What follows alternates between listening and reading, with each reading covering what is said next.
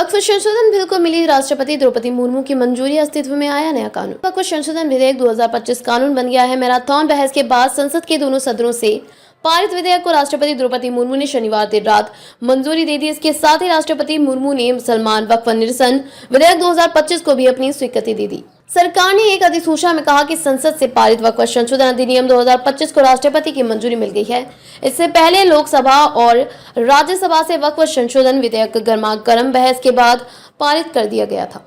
वहीं नई कानून को कांग्रेस, AIMIM और आम आदमी पार्टी आप ने अलग अलग याचिकाओं के साथ सुप्रीम कोर्ट में चुनौती दी है। नई कानून का उद्देश्य पक्षपात, वक्फ संपत्तियों का दुरुपयोग और वक्फ संपत्तियों पर अतिक्रमण को रोकना है। सत्तारूढ़ राष्ट्रीय जनतांत्रिक गठबंधन NDA सरकार ने कहा कि यह कानून मुस्लिम विरोधी नहीं है। वहीं राष्ट्रपति द्रौपदी मुर्मू के हस्ताक्षर के बाद वक्फ संशोधन विधेयक कानून बन गया है। अब पूरे देश में नया वक्फ कानून लागू हो जाएगा। संयुक्त समिति की रिपोर्ट के बाद लोकसभा और राज्यसभा में वक्फ संशोधन विधेयक 2025 पारित किया गया है। इस विधेयक का उद्देश्य वक्फ संपत्तियों के प्रबंधन में सुधार, वक्फ संपत्तियों के प्रबंधन से संबंधित हितधारकों के सशक्तिकरण, सर्वेक्षण, पंजीकरण और मामले के निपटान की प्रक्रिया में सुधार लाना है।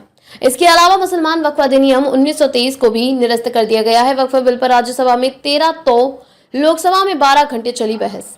राज्यसभा में इस बिल पर करीब 13 घंटे तक चर्चा चली। इस विधेयक लोकसभा में करीब 12 घंटे तक चली मैराथन बहस के बाद पारित हुआ था। इसके बाद विधेयक को कानून बनने के लिए राष्ट्रपति द्रौपदी मुर्मू के पास उनके मंजूरी के लिए भेजा गया था। इस पर उन्होंने हस्ताक्षर कर कानून बनाने को मंजूरी दे दी। JP नड्डा ने वक्फ अधिनियम के निपटने के तरीके को लेकर कांग्रेस पर कड़ा प्रहार किया था और आरोप लगाया कि कांग्रेस ने इस कानून को इस तरह बनाया है कि जिससे कथित तौर पर भूमाफियाओं को मदद मिल रही है। ओवैसी ने फाड़ थी बिल की कॉपी। AIMIM अध्यक्ष असुद्दीन ओवैसी ने इसे मुसलमानों पर हमला बताते हुए लोकसभा में विधेयक की प्रति फाड़ दी थी। बिल का विरोध करने वालों को चेतावनी देते हुए गृह मंत्री अमित शाह ने लोकसभा में कहा था कि यह संसद द्वारा बनाया गया कानून है और इसे सभी को मानना पड़ेगा। यदि तुष्टीकरण के लिए कांग्रेस ने 2013 में वक्फ कानूनों की अति कठोर नहीं बनाया होता तो आज यह संशोधन लाने की जरूरत ही नहीं पड़ती। किरेन रिजिजू ने ये कही बात।